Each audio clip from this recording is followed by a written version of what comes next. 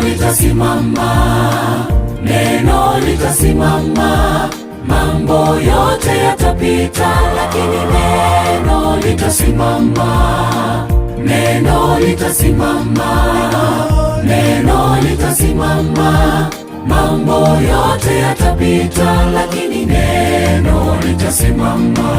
Vitabu vingi sana vimeandikwa kwa hekima yake mwanadamu, vikitupotosha waziwazi vile twaweza kuishi vema duniani.